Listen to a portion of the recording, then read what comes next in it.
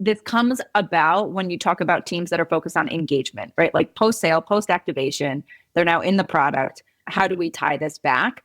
Two thoughts on that. One is I've also found it very, very difficult, especially when you have a large product or platform and you've got teams focused on very, let's just say like niche or myopic parts of it. It is very difficult to say this specific tiny thing that I did over here correlates back to lifetime value or retention or something like that. So I also feel like that is challenging. Where I find that it is more clear cut is, and I think this is where it intersects, is like, how do you think about your customer journey, right? Welcome to the Product Tea with Leah. I am your host, Leah Tarin, and we are about to spill the tea with the best from tech about product growth and senior leadership topics.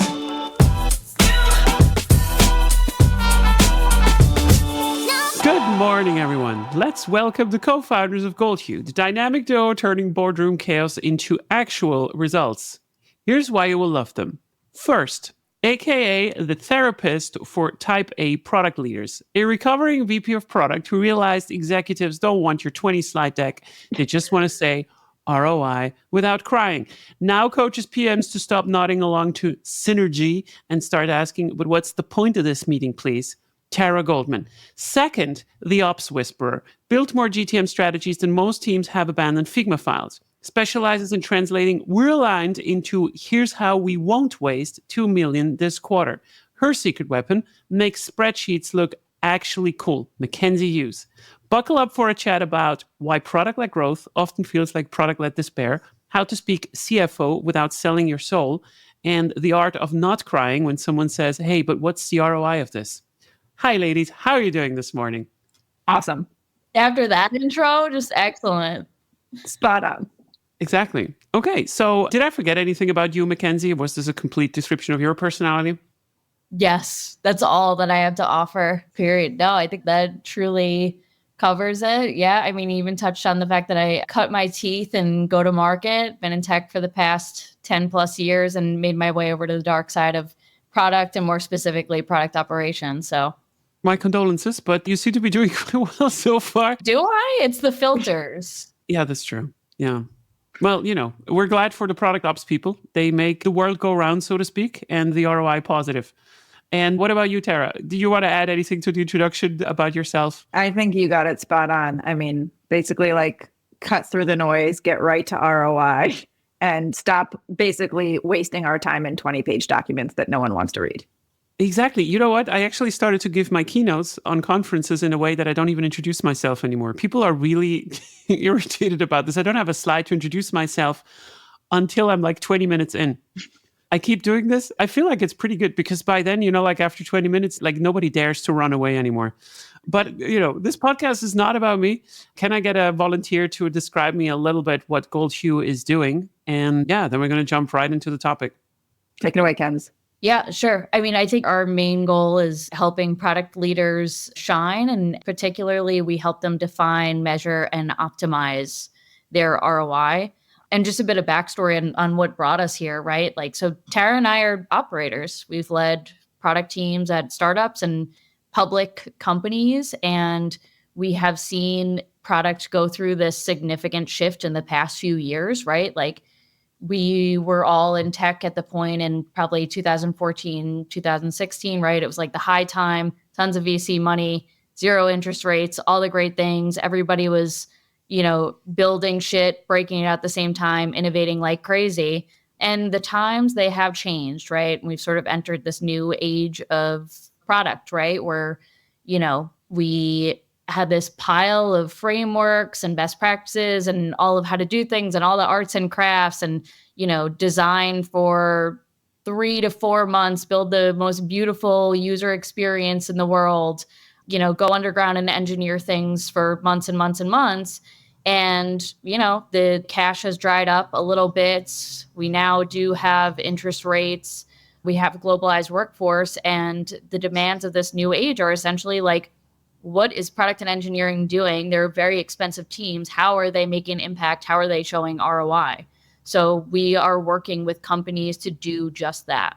Okay, that sounds on the face of it very interesting. I think I have a little bit of a more doomer description on what you're talking about. And I think it is a little bit about Product people in general don't know what the fuck is going on in a company. On the commercial side, let's put it that way. Tara is laughing at me. Okay, this is good. It's true though, right? It's like they operate in a vacuum of like the craft of like this prioritization frameworks and like roadmaps, but they don't actually talk to customers or go roadshow with sales or understand the pressure they're under to build, a motion that's actually going to hit revenue goals, right? It's a very different place to be. Yeah, okay, fair enough. So like I just want to say something before everybody labels me as like, wait, look at her sitting on her high horse there. Me, right? So I think a lot of PMs do talk to customers. I actually disagree with you on this one. Like they do talk to customers, but they definitely do not go anywhere where the word sales is in. That's what I mean, like prospects, right? Like understanding what's going to actually drive revenue, not like what makes you happy, what doesn't make you happy, what are your needs. That's a very different level of conversation versus like what willingness to pay, what are the blockers to drive expansion and things like that. It's a different level of customer or prospect conversation. Yeah, that is very true. And I also have to say that I only started this kind of conversation for myself like 4 to 5 years ago, which is interesting because I've been a head of product for way longer than this before that. But we're not going to mention this. Otherwise, I'm going to lose street credibility on LinkedIn and then nobody's going to hire me anymore. But so why did we end up in this space? And I know we talked also a little bit about in the pre-talk that this is not just affecting the product managers, but also the entire product team, specifically also the designers. I would even go as far as like also like engineer managers. It helps if you understand a little bit about business. Why do you think this is the case that we are just so devoid of understanding the basics behind this? I'm happy to chime in first. We talk about this a lot, which is and this is what CEO says, like, what are the quantifiable goals for product organizations, product and engineering organizations? What you usually see is something output driven or delivery focused, right? So I think incentives and goals drive behavior. We talk about that a lot. And Leah, I'm just going to go on a tangent for a second. Like I also, at a point in my career was like you, like I was not always thinking this way. In fact, I got it wrong. And I learned through, experience when you don't pay attention to this stuff, what the impact of that is. But I think that at the end of the day, when you are incentivized towards a goal, your behavior will align to that goal. So the way that you see sales behave, right? Sometimes, yes, it's annoying as a product person, but they have to go hit a target or they don't get paid, right? And so if product and engineering are incentivized based on, I don't know what, right? Like delivery or outputs, then there's no motivation or change to behavior to really understand what's driving the business. And so it all starts at the top in terms of what are we striving towards and even how you frame that goal. It cannot just be, like achieve this revenue. Like what is the strategy to get there? And so all of that work is so critical to orient it, product, design, engineering, everybody to understand and frankly, help them see the why behind it. So I think, it starts with goals and understanding business context. And it starts with the right leadership in place to be able to explain that rather than we have to go build X. So that's on the side of the organization, right? Like, so these are the goals that we should pursue in order to become extremely happy and well-respected members of society that does not have to hide their faces in public. So what I would like to understand more, I guess, is why do product managers don't have an inherent understanding of this? So the incentives I understand, like the goal I understand as well. Why does this problem exist? I mean, yeah, why don't they know how to do that in the first place? Because, this is not to knock product managers. I've been a product manager for myself for like 15 years. And I do think that whenever you go also, like you go on Reddit or on social media and so forth, and you ask like, hey, so how do I learn about product management? Everybody tells you the same thing. Don't do courses, build your own products, like fuck this certification over there. This is bullshit over there. Everything is crap. But that's the thing, right? It's a lot of talking heads, a lot of frameworks, a lot of books. And only when you get later in your career, meaning like you're at the director or the VP level and you're like, hey, I want to know how to get to the next level. Does somebody say you need financial intelligence about a business? But it comes too late, right? And so I think where this stuff was born in terms of how to product manage, how to design, like just straight up, like all of these courses, all of the ways of doing, it was always about the craft. How do you do it well? And it was less about business acumen that wasn't folded in.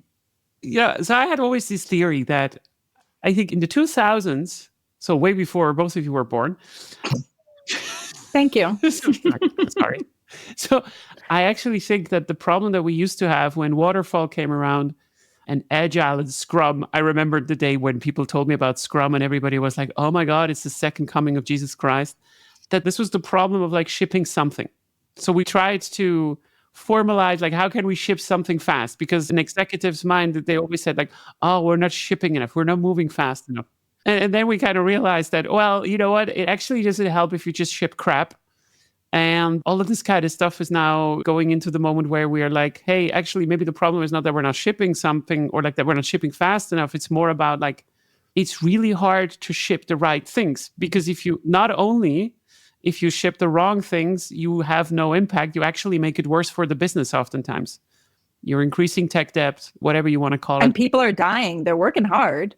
Exactly, right? Like we're just making it worse and worse and worse. We talk a lot about that. Like Mackenzie mentioned, we're in this new age, but the first age very much was what you said. Delivery is king. We're in this waterfall organization. And then this kind of eruption happened around agile, move fast, break things, design sprints, all this stuff, like talking heads all over the place, giving you 700 frameworks. And you're like, where do I even turn? And now we're in this new age, right, that we're talking about here, which is, okay, great. We like threw all this spaghetti at the wall, but was it the right thing to do? Did it actually move, the needle on the business? I think we all have stories to tell around initiatives or some kind of product investment that we've made that we're like, oof, like that was a bad decision. Well, except me, of course, I don't make mistakes. Well, not you, but I have a lot. I make a lot of mistakes. I've crashed the majority of the businesses that I've founded already into the wall. Very proud of that. But aside from that, okay, so like, let's say we have established, okay, we know this is necessary. And we also know that, there is a need in the market to kind of learn this. So how do we get started about this? Like, what is your general, I don't want to call it a framework, but like, what is your first principles thinking in this regard? So like, how does someone become a commercial product leader, if that is the correct frame or term to use, or someone that works in product? Yeah, I think like my first impulse was to answer that in terms of skills development, but I don't think that's actually the case. I think you need to change once you enter the business. I'm speaking from like a CPO or VP of product perspective. You need to go into the organization and sort of understand what matters the most to that company, right? And like, what are their core KPIs that the business needs to drive? And I think it all starts there, right? Because the tendency for the product people that we see out in the field is like, we come up with our own metrics and we drive those, but it really is understanding what matters to the business and what the business needs right now. So like, are we prioritizing growth? Are we prioritizing retention? Are we prioritizing efficiency? And even within that, right? Like, what are the metrics that matter for every business is a little bit different, right? And so what are they reporting onto their board or to the street if it's a public company? Because that's going to drive what you should be thinking about versus Mackenzie and I have been in organizations like this whole separate metrics, right, for the product and engineering org, but it's very hard to correlate that back. So the way this typically feels for me, and I'm saying this as a recovering CPO and also board member, is that it usually starts quite well. So you have an Excel sheet or a Google sheet that starts with like 4 metrics. It all looks really nice. And everybody's aligned on like what they want to measure. Yep. And then marketing Mary is coming into the meeting and says like, hey, can we also track these 3 metrics over there? That would also be nice if we start to add them. And then, I don't know, Charlie from finance is coming around, is adding another 5 metrics to it and so forth. Yep. You get the 35, row spreadsheet now.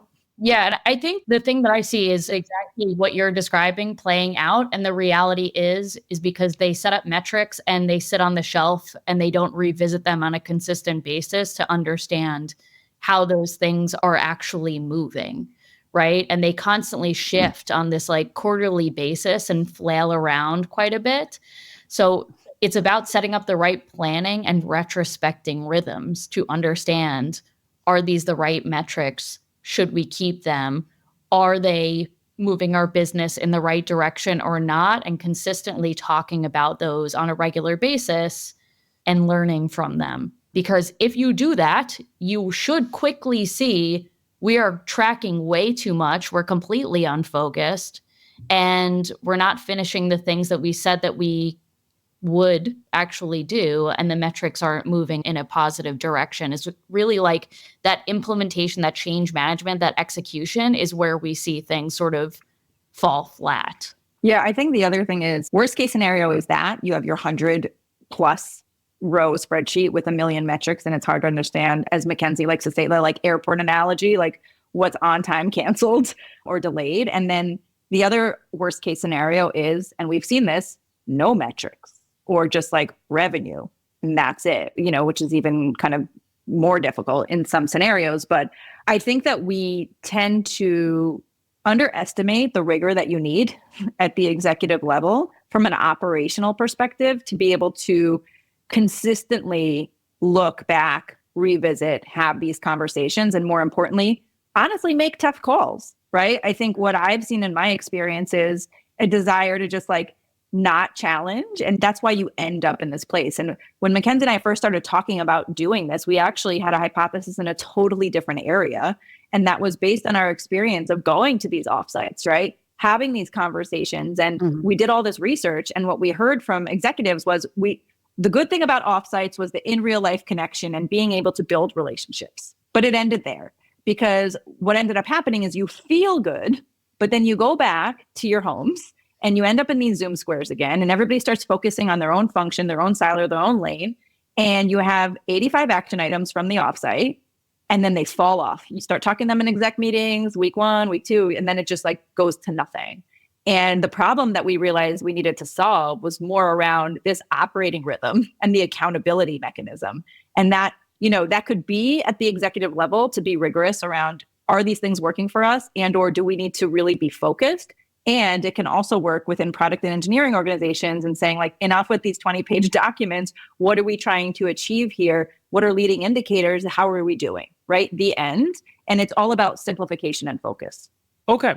Let me summarize this a little bit. You just correct me if I'm wrong, because this is also a topic that I'm teaching on around product-led growth, which is very close to this kind of topic because we have a lot of measurability also in the work. And then I have a challenge for both of you. I mean, whoever wants to go and take it first, because there's always like one difficulty that I find quite hard to solve. So basically what you're saying is that, first of all, we need to separate metrics. And one of them is like, we need to differentiate between value capture and value creation. So like, what do we turn commercially into business value? Would be like subscription value, the monetary facts, the stuff that the CFO cares about, the CEO, the board, whatever you're going to mention on a first date to impress someone. And then the other stuff would be the value creation, which is like, whatever you want to call this, like how many people have reached the aha moment, or, like just the stuff that is relevant for the customers, and where we could also conclude that, hey, this is a leading indicator that if someone actually loves our product. So I don't know, like not the NPS, but like somewhere in this direction, like where people are actually happy, then this is going to create money for the business. So far, so good. My issue usually is when we talk about measurability, to come up with good leading indicators, which are meaningful. So like, let's start there. And I don't know whether you have an example, but we can work one out together, where I feel like for growth teams where the job is about, hey, optimize the conversion rates from free to trial, from trial to pro and so forth. This is relatively easy. Yep. Very binary. That's very binary. Exactly. We also have the entire usually funnel traffic to deal with. So how do we go about this for feature teams that are developing something that is a little bit further down inside of the product? A lot of times they struggle with finding good metrics because it's not that clearly tied to adoption or like how people are buying and so forth. Do you have any thoughts on this one? Because I find this always quite a difficult question. I do. And I think that this comes about when you talk about teams that are focused on engagement, right? Like post-sale, post-activation, they're now in the product. How do we tie this back? 2 thoughts on that. One is I've also found it very, very difficult, especially when you have a large product or platform and you've got teams focused on very, let's just say like niche or myopic parts of it. It's very difficult to say this specific tiny thing that I did over here correlates back to lifetime value or retention or something like that. So I also feel like that is challenging. Where I find that it is more clear cut is, and I think this is where it intersects, is like, how do you think about your customer journey, right? And to your point, like there's acquisition, there's activation, and there's engagement retention. Sometimes, and it's not a perfect scenario, but sometimes you need to reorganize your team to those metrics and think less about mapping them to parts of the platform, which I think we have defaulted to over time, to say we have a platform and part of it does A and then B and then C and D, because engineers like to focus on, and the subject matter piece, blah, blah, blah, blah, give them their little boxes to operate in, but that does not map to the customer journey, right? Whereas if you said, hey, your job, team A, is to drive this engagement metric or this usage metric, how do you want to do that? It would be a different approach. Now that's easier said than done, like, because there are challenges with tech stacks and platforms, et cetera. But I do think in some cases there can be, a happy medium, and you have to, the way that, Mackenzie talks about this a lot. The way that go-to-market teams are literally organized around the customer journey. You've got marketing, sales, implementation, CS. Why aren't we thinking that way on the product side? Well, I think I know why. Because there's this really weird belief that if you have, let's say, 10 features that are creating your product, right? So like we have 10 features, and let's just say like these 10 features need to be managed. There's like this inherent belief that people think that there needs to be everything covered. Every feature needs a team, or every feature needs to be covered by some kind of team. Yes. That is patently false. Absolutely false. I'm very, very, very certain about this one. And I think this is where the problem already starts. And it sounds like such like, yeah, but like, why wouldn't you do this? And I think like exactly what you said. Well, the reality is that most of the time, the majority of your platform is not getting worked on anyways. Right. It's like, keep the lights on. It's 100% that. Exactly. Like every team is working. So can you give responsibility in terms of support needs? Yeah, sure. That's kind of fine. But you should not adjust the product to your organization. It should be the other way around. Also, as you said, there's some difficulties around this as well. Like this is going to create some tension because if you say like, hey, let's say you are responsible for activation, which is usually the moment where someone signs up to the moment where they have reached the aha moment, whatever that means in your organization, then this could mean that you would have to touch something that is actually not naturally inside of product, but it's more touched with customer success and so forth. So this is a very big organizational challenge. And I like what you said, right? So like, I'm just trying to rephrase it. So I think this is exactly on the money. Yeah. It also is like, you asked a lot about like, why are we here? Again, going back to the craft, it was very much like, this is what a product manager does. And in some cases, like in this use case, if we're going to map to the experience, it may not even be a software solution. Like you have to think creatively, right? And so it may be that the problem you need to solve, if you understand it in its fullest extent, is something with customer success or a service or a different process change, right? But we default to building software, which is super expensive and sometimes, most often than not, unvalidated. Well, I agree. But at the same time, now we have engineers sitting around while we should do something without software.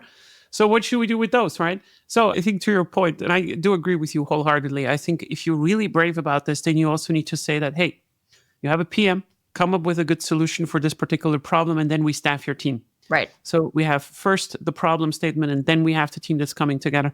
That is quite difficult, right? So like to create some kind of vision that has also substance for the next 6 to 9 months. And so I'm not talking about a feature, because I always hate the word feature, but like, solving this kind of problem statement. So let me ask you a question on this. So like, let's say we go with your suggestion and you say like, okay, so we do have something. So we have teams on activation, on retention, engagement, whatever you want to call it.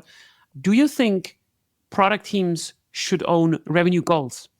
I think I have a strong opinion on this, especially coming from go-to-market. I think absolutely. Like every team is a revenue team. And I think R&D would do well for itself to stop shying away from this.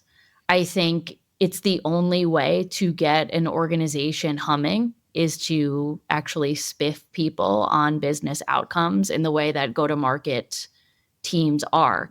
And when I say this, a lot of R&D people get upset and they're like, well, I can't control a sale. And I'm like, well, if you ever were an AE or a CSM, you'd understand that they don't control it either, right? Like I have worked with a bunch of clients that have had to leave because there was, my champion left or the business went out, right? Like there are so many factors, or a big part of it is like our product doesn't fit all their needs. So they leave, right? So again, like it is not just the AE closing the deal or the CSM closing the renewal. It is everybody is involved in some way. And the more we start thinking about it like that, the better off we are. And what Tara and I are seeing in our research and working with CPOs and CTOs is that is becoming a thing, that these leaders are being incentivized by revenue, by retention numbers. And we're seeing that shift in behavior, right?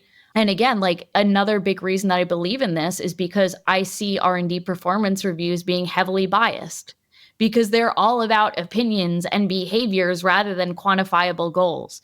And in this sort of like post-DEI era, it is more important than ever, specifically for people like us that fit into marginalized populations, to be able to quantify their impact on the business so that our performance reviews and our promotions aren't just based off of somebody's opinion. So that is my very strong opinion on that matter. Tara, I don't know if you have something to add there. Yeah, go for it, Tara. Then we fight. Nothing to add except the pushback that I often hear is specifically from product and or design around like, but what about the quality of the experience, right? Like, where does that fit in? I can't really tie my work specifically to revenue, or engineering saying, well, we have like tech, investment, tech debt that we have to get done. How are we going to do that? And I'd actually, and like maybe your listeners are thinking the same thing, I'd challenge everyone to think differently about that, because if you really get in there, and I've done this with great engineering partners, and you look at all of the things that, you technically want to invest in, let's just take tech debt as an example. What is the business drivers of those things? So for example, if a language is going to be end of life and that thing doesn't get upgraded, then is that basically blocking our customers from doing something, in which case that is a churn, right? That is very much a churn risk. And I think we need to challenge, and we did this in this particular organization, you have to challenge your engineering partners to think in the same lens. Like, why do we have to prioritize let's be honest, it's not 6 months, it's probably 18 months, because it's always like under scoped, some 18-month tech, debt initiative, when you don't understand the outcome of that. There is usually an underlying reason. And if there isn't, you should really question whether you should be doing that. Correct. And to put that like very tangibly, my partner is a pre-sales engineer. All day, she's filling out RFPs from enterprise level customers of like, what is your uptime? What does your security look like? All these very like platform specific things. And I'm like, if you do not have these things, then you're not closing that deal, right? So I'm like, all this stuff that, R&D is like, I don't know how to measure the platform related initiatives. I'm like, go talk to pre-sales and they will tell you how important these things are, how many RFPs they've lost or closed. And you can start making that connection and start tying it to revenue. But to Tara's point, right, we are still at a point where we're keeping engineering in a basement, right? And like so much discomfort. There's so much discomfort. If they're sort of locked away, stop talking to them. And again, like as an ops and enablement person, I'm very much like R&D is a supply chain. Let's disrupt them as little as possible. But they absolutely need to be a part of the organization and get closer and closer to the business. Okay. Let's fight. So the first thing that I would like to say is that 2 years ago, I would have agreed with you on pretty much everything. So I'm not going to be a complete contrarian, but I have some challenges for you that I think I actually fundamentally disagree. So first of all, I don't think, at least from my experience as a CPO in scale-ups, that not everything that is worth doing is measurable. That is an unfortunate thing when we talk about really big throws around. So like, let's say you have these typical companies where you come in and they look like Salesforce, right? So interface, it just looks like absolute shit. Everybody knows, like, as soon as you see that as a customer, this is not going to close any deals and so forth. So there are some things where I just know like, hey, okay, like, we cannot maybe quantify like what it's going to give us as an outcome afterwards, but we know it's a bit shit. So we need to kind of rework it. So that is a little bit of a counterpoint to this. So like where we leave the optimization space, where it is really clear and you can also incrementally measure on what you're doing, there it starts to get a little bit difficult. Where I do agree with you as well is that CTOs have this very nasty habit in measuring performance with metrics that are absolutely meaningless. So story points, commits, whatever, like... I want to go back to your initial point, though. It's like a made-up Monopoly game. If you could give me something, like, let's talk about some really tangible examples where you were like, we just have to do this, and you weren't able to quantify it. Let's talk about it. Yeah, no, I'll give you a specific example. So when you have a running company of, I don't know, I can take some actual examples. So like, let's say you have 10 product teams and you have a running like 15 to 20 million in revenue. Okay. And that usually means like in mid-market, you have ACVs around $10,000 to $100,000. So you have dozens of hundreds of customers, right? So like it's a lot of customers, but it's not enough to also quantifiably also, calculate everything. So from an investor's perspective, I do know that anything that is beyond the next 5 years is probably shouldn't touch it. What it also means is that everything that goes beyond 5 years is out of scope for anyone in sales. So let me elaborate why this is important. So the average tenure of a CRO and a salesperson is usually within what they're getting their bonus from. Like if they have a good compensation plan, then it is something that is going to materialize in the next year or two, because we have clawback clauses. Like, hey, I'm going to get 30% of the bonus of the signing and so forth. So sales is already incentivized to overemphasize on acquisition, exactly in the way that you described it. And there's nothing wrong with this per se. However, where the story really starts to become difficult is when we have support functions inside of product teams, when they have to take care of things. I hate calling it tech debt, but I'm really talking about actual customer requests to solve problems that they're experiencing. And then some of these customer requests are actually coming because the code is shit. Well, this is super difficult to kind of quantify and also say whether this is actually the reason and so forth.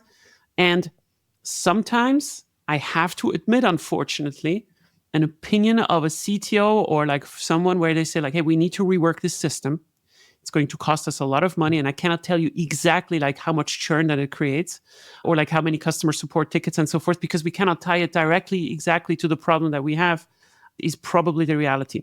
But let's take the very specific example of an interface that looks like shit. So I'm having this particular problem with some companies where they just say like, hey, we need to rework the entire onboarding experience, which means completely new navigation, completely new, like pretty much everything, because it's like from, 20 to 30 years ago where they started to kind of build this stuff up. Now you have the problem at the same time that the existing customers do not want to migrate away because of integrations that they started to do, which is this nasty kind of gift that you get from enterprise customers. So you're starting to run two systems. Now you're trying to estimate, oh shit, well, Leah said we can acquire all these new customers over there if we have the new interface, but defending the old revenue is also going to be a huge problem. So I'm not saying that it's not possible, right? Like to attach numbers to it. But sometimes you cannot make it like a numbers discussion, because I also have to sometimes invoke my experience where I'm just saying like, guys, this is really like, it's just not state of the art anymore, this particular thing. I'm not talking about like just making it a little bit prettier. It's just because the numbers that we have do not match up with everything else that I know from other industries. I don't know, you have a 2% conversion rate and all your competitors have 7%. We could talk about it, how much this is cost from the interface and so forth, but I'm telling you, it's this.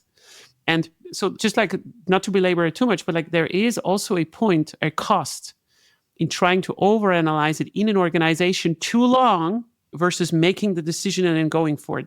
Unfortunately, I don't have like an objective kind of framework to kind of tell you that this is what it is, because sometimes I do make decisions based on a feeling in this regard, and then we drive it through the organization. That is an unfortunate truth.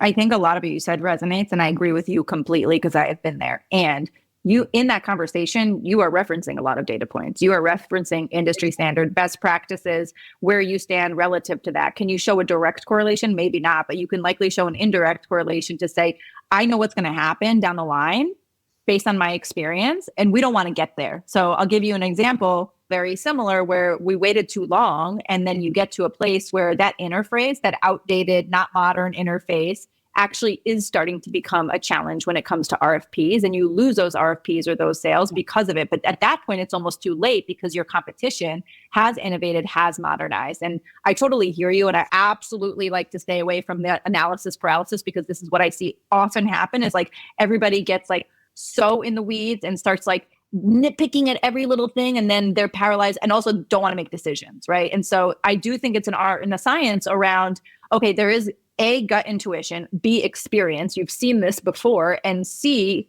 industry standards or best practices that like, we are not here. This is absolutely a contributing factor. We need to get there. I think specifically on the example with the support tickets, I would say like, there's a lot of data that you are gathering that is showing churn risk, right? Yeah. And you can model that out and to say, these are early indicators. If we wait, we can. If we wait, it's going to be too late. Why don't we get ahead of this? So I think there's a lot of experience, best practices, and using the data you have to forecast what could be true, because unfortunately, a lot of companies, don't do that. And then like, it's way too late to act from a product and engineering perspective. And now you've lost the revenue and now you're on the back foot.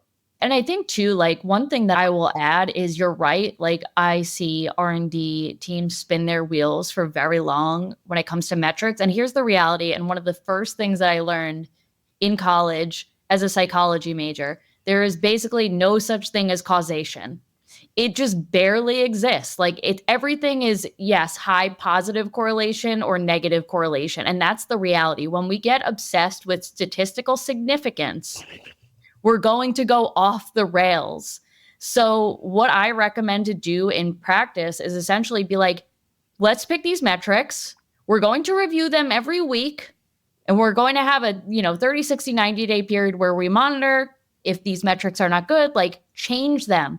But just get started and see if it impacts the lagging indicators of like retention and revenue. And that's it. Just go. Like that's the emphasis there is like pick a very small set of numbers, see if they're moving in the right direction or the wrong direction, and move, right? If you start getting obsessed with causation, it's never going to happen. You're never going to get to this is how R&D impacts the business. Oh, I was gonna say, the other thing that I'm thinking about is like exact initiatives that we did, specifically like onboarding, all that good stuff. However, we always approached it from a place of overhaul the whole thing. And so I would say, like, we also need to test out our assumptions relatively quickly and see if that starts to move the needle, because the other problem with these big swings that in our gut we know are probably right is that it always takes 3 times as long as it needs to. And what I don't see happening is leaders admitting that. And that's okay. But to Mackenzie's point of like, we've been monitoring this, we've been looking at this, like, okay, maybe we made an initial assumption that was incorrect. Do we want to pivot? Do we want to change? Are we staying the course? Right. It's like a bill that gets to the floor of Congress. By the time it gets voted on, it's been so far bastardized that it's like, what did we even bet on here? Whether it's a re-platforming effort or it's like a rebranding and bringing all these like disparate platforms together, that's what happens. Like I haven't seen a 2.0 re-platform effort, one of those that has actually worked out really well. In fact, I would say that it's usually the death knell of a CPO or CTO, and that is why they sit in seat for max maybe 2.5 years, because they are so obsessed with this one effort and it takes 18 months to 2 years that it builds such a bad brand, and they've lost all the quick wins that they could have gotten to. I'm not saying don't do it, but it needs to be done differently. And I haven't seen it done differently in a way that I would get behind, honestly. And I look forward to if there is one, but... Well, I would toot my own horn and say that I have done like 2 or 3 of them, but like I'm very, very defensive about them too, right? So like I'm very, very careful about like big swings like this, and I try to think well about them. But like I can tell you anything. I just wanted to go like 2 steps back, because I think you, Tara, or you, Mackenzie, said something quite smart as well, where I 100% agree. I think if you do not really understand the churn that you are having, and I think this is where I would say about 40 to 50% of most of my customers, there is already quite a lot of work that you can actually do, then you have no chance in driving anything with metrics. Because so the way that I like to do it, like on a very practical level, is I say like, hey, like let's analyze your churn on the PLG pipeline, on what's coming on through customer success, let's say whatever it is, right? So like acquisition churn, also like existing customer churn and so forth. And whenever we have a pool that is bigger than 30%, we break it down into subcategories and try to figure out like, how this is going and so forth. So this one is probably one that is the quickest win that you could do, because this is almost writing your product roadmap by itself. Fascinating to me how most people are not doing it. So to your point, Mackenzie, I think you said something really smart as well. I feel like choose very few metrics and improve how you can drive them through the organization, rather than having 40 metrics where you don't actually drive one of them through the organization. I can give a very specific example that I usually have with. So when we are starting to work with consulting clients, one of the things that we usually do is we try to define a scoring system for usage metrics around product qualified accounts. This is simply meaning that if an account does A, B, and C, or enough of B and D, whatever it is, right? So like points, then we consider them to be a qualified account. But that's not where the discussion stops. So what do we do now with this metric? I want to see this metric to be going through HubSpot, being picked up by a salesperson, and then in there, they also need to track, so how do these PQAs perform against the rest of the organization? Yep. How do they go in their QBRs? Are they part of the conversations that sales has? How does it end up with customer success? Do they know when they're calling that this is someone that has already activated in the product versus someone that didn't? And this is the point where you're like, learn how to drive one thing through. It's like almost like learning a word in a language, but never forming a sentence with it. And you're learning now 400 different words, but you don't know how to say one single sentence. Yeah. So 100% agree with you. I think this is one of the most common exercises that I'm doing. And also one of the reasons why I do not coach VPs and CPOs anymore. I always do it over the CEO, because the CPOs can very, very rarely drive it by themselves. So 100% agreed. and totally with you. I wanted to share one number with you that I find quite interesting because I had a conversation with someone last week that really opened my eyes. I started to notice a pattern. And it's like when you ask product managers, like, how much revenue do you have to make? Let's assume you can measure it. Let's assume you can tie this to the thing. How much value do you think your ideas have to have per year? And so they always started the right way. They're like, so how much does a product team cost per year? Then they end up with a number of like 1 million. That's kind of fine. And then they're like, so good growth. I think, Leah, you said it's like 30 to 40%. So like 1.4 million? I'm saying like, no, your ideas have to be around 5 million, 3 to 5 million per year as an American or a European company, simply for the fact of everything that you both just said. First of all, most of our ideas are going to fail. The ones that do succeed have to pay for those that did fail. Yep. And you're going to miss your deadlines. And missing deadlines means that your cost is double, triple what you originally said it is going to be. So if you cannot fix your predictions to be accurate, then you need to have buffer. And this buffer is usually bigger than you think.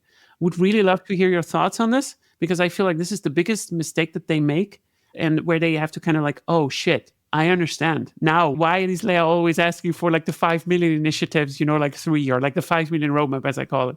I love that. And I also just want to parking lot what you said before and dive into it and so I'll come back to this question, but what you said about looking across what resonated with me was like, you're learning 400 words, but you can't form a sentence. And I think oftentimes what you see in product and engineering, and a lot of our clients, we see this as well, is there's so much tension across the organization and all these fiefdoms and silos working against each other. And what you explained of, what is this PQA and how are we defining it? And then who takes the next thing? It's like this baton handoff, right? And so what that also solves is operating as one team across to one goal. And so we're all like working in unison, where right now everybody's like working in their little lanes on these other metrics or even no metrics, and everybody's kind of like frustrated and working super hard. So I think that solves like a organizational or cultural challenge that is often, I have seen at every company I've ever been at.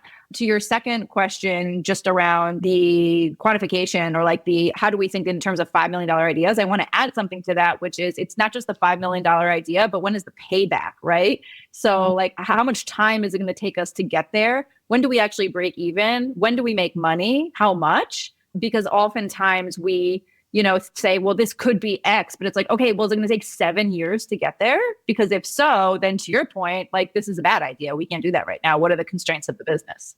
Yeah. The net present value, right? Yeah. That calculation, I think, is really powerful. Exactly what Tara's talking about is like, yes, this is a cost of the team over time, the initial investment, then the maintenance cost, all those things, right? The administration, those hidden costs that we don't think about. The cost on other teams, if we build something and it's going to require more resources elsewhere, right? It's a little octopus. You're not self-contained. It is a little, sounds adorable. But like, you think about how much that buyback time period, right? Like, what we're getting back year 1, 2, 3. And then what I like to do too is add like a little discount calculator in there of like, based on our confidence levels, right? Because like we might have a really deep understanding of the market. We might have like contracts lined up, like customers that are ready to be retained based off of what we build. And that's like a very high, confidence rating. Whereas some things are, bets that we might not have extreme confidence in, but we might want to try. And those are the things that you want to test out a little bit. I think we've lost, like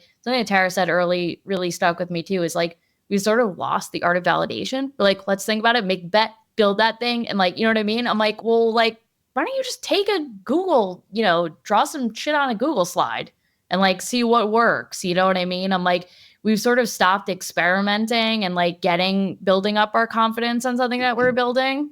Or the experimentation's super heavy and super long. So yeah, they're like, we gotta, do a 4-month discovery and like validation. I'm like, dog, like we have all this AI to do like these prototypes really fast, and like you're building out all these designs. Like, stop it. I think this is the actual case. So when you are growing up in an industry that has told you for decades that you need to build a prototype to test anything into the market, which is to some degree kind of okay and true. Like you're throwing spaghetti into the wall and you see what sticks. It's kind of like, it's a model that works sometimes. Then you might think that the bigger your ideas become. So like, okay, like throwing the spaghetti to the wall is like 1 million, cost us 1 million. It's just like some imaginary number. Mm-hmm. And now Leah says like, okay, no, but we need to build bigger. We need to build the $10 million or the $20 million idea. Then they ask us, so like, how do you create a business case for this, Leah? Because surely if you are aiming that high, you need to have even more validation than for the $1 million idea. And it's actually not true. Because the bigger the ideas get, the more harder it is actually to find factual evidence that it is true. Now, why is this the case? Because this is how markets work. Because the things that pay well, that are easy to prove, have been done already. That is the fundamental truth. So what a business case is about in this regard, and this is really something that I feel like a lot of CPOs do not understand commercially, is that here's the $10 million idea, and here's the plan and how we only risk $500,000 to figure out what's the gates. Exactly. Like where are the gates and so forth. That is what I advise. Like I also coach some product leaders, and that's what I said. It's like, okay, well, what can you prove? Like what's the gate stage of we're able to learn this much, you can unlock more funding so that you're not wasting all of that time and money and you're learning as quickly as possible. That's what they do at Firefox, by the way. Like I have a really good conversation with Adam Fishman, where I called him, I think I don't know what it is now anymore. I came up with a stupid name, like the killer of innovation or whatever, like because they have a really good stage gating process where they have to act like startups inside of the company and then kind of prove that they have some kind of traction. Yeah. I think it's tough now, this period, to do what we're talking about though, too, because there's so much fear and anxiety that is leaking down from the top that it's like people are so anxious. And what people do when they're anxious is they do the easiest thing to control, which is like build output, output, output, right? And if you don't have the psychological safety within your org and within your culture to like, do the testing validation, right? It's always going to just be the CEO or the C-suite in general, just like throwing ideas down and saying action on it. And switching that dynamic is something that's really tough, but it's what Tara and I focus on off the rip with all of our customers, right? Is like rebuilding that trust, understanding what we've committed. And shifting the culture. Right, exactly. No. Because everybody talks about empowered teams. Everyone loves that term. Don't get me started on it. But nobody actually is. And it starts at the top in terms of like what like, A, do they even understand the business and where it's headed, right? So can they actually be empowered? Answer is usually no.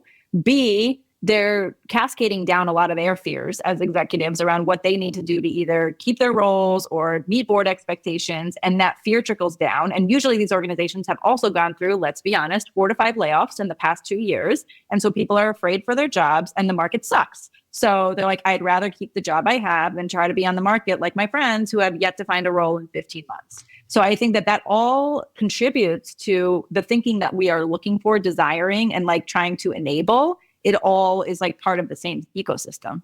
Yep. I think it's going to get worse going forward, or like it's going to get more amplified in this direction. So I think that you're absolutely betting on the right thing for 2 reasons. So the first one is that AI specifically is really going to make us more productive. And I'm not talking about some willy-nilly like stuff like, it's going to do product strategy or some bullshit. No. What it's making easier is to ship stuff. It is. Mm-hmm. Whether you're thinking about coding and so forth, it does affect coding, whether developers want to hear this or not. Mm-hmm. Even, yes, it does take time before it really replaces like entire developers and so forth, but it is actually shifting how we ship. So the shipping part of having a successful product becomes easier with time. We've seen this in the last 10 to 20 years. Yep. You can now, without knowing any coding, and I had to learn quite a lot of that shit, you can launch a website and so forth, like you can host your domain, like all of this stuff is becoming easier. I get it. But on the other hand, this also means that you now have more time for other stuff. And right now, the entire go-to-market side of having a successful product is an absolute shit fest. It's really, really, really hard to create noise that is relevant when at the same time, Google is starting to kind of burn. And Google is usually like the marketing channel where people drop money. Like, hey, guys, just like, Tara, I have like 200,000 left. Can we split it in Google Ads? It's like, it's just not the natural answer anymore. Yep. So I think your bet is absolutely correct. Let me ask you both a question, and I'll let you think about the answer a little bit maybe before. So let's say someone would like to start, learn about this stuff, and they just like, yes, okay, girls, I got it. Like, I suck. I'm not commercial enough. Is there some kind of form of media, book or course or anything that you could think about that you feel like is actually bringing you closer to this, like, or a good article that you've also written yourself? It's totally fine. I can start while you're thinking about this just really quickly. I think one of the most influential books for me was really Team of Teams, which is a book ironically from the United States Army. I'm not an Army fan at all, but it's really, really good in explaining like what empowered teams do, because people at the ground who understand also what's going on, like how everything works, make better decisions commercially for the entire outcome than someone sitting at the top. So to your point, Tara, right, of having empowered teams. So ironically, I actually learned more about organizational building in there and giving off the reins and letting the people do and come up with ideas than in any other form. Do you have any form of media where you feel like, hey, or this is this thing that you need to do right now? Yeah. I myself have stopped consuming as much because it's too much. Like I got so in deep with the playbooks, the frameworks, the reading that I lost my mind and I felt directionless. The thing that I would actually recommend instead is like, I've gotten the most out of spending time with people that could be our customers and just asking them a lot of questions, like spending time with CPOs, CTOs, VPs, and just sort of understanding what their circumstances are, what they're feeling, and like what the major themes are, if anything else. I mean, there have been like a few influential books in my time, but I've found that like some of them do get outdated quickly because of the pace of how tech and our industry is moving. And I also just generally, and Tara knows this and we laugh about it, like I have ADHD, so I really struggle to like really sit down and consume a book. And by the time I'm done, I'm like, is it relevant anymore? Hey, you and me both. I wrote my PLG guide for ADHD people. Go for it. Sorry, Tara, go ahead.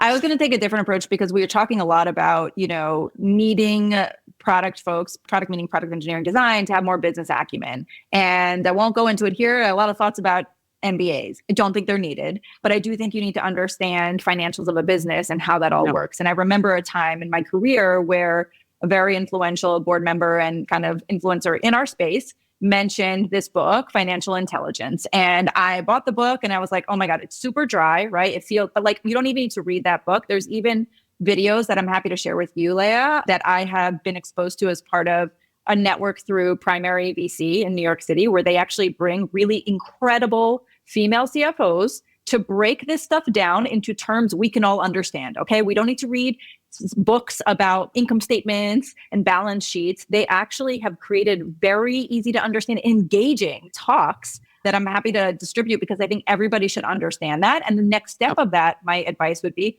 go talk to someone on your FP&A team in your finance organization. It doesn't need to be your CFO, and just ask questions, right? Because every business is different. So like ask, how do we make money? What are our biggest costs? What do we care about? They will be thrilled to be your best friend. Take them to lunch. And this is one of the things that I agree with Mackenzie is like, build those relationships, build that trust. That was something I always did in every organization.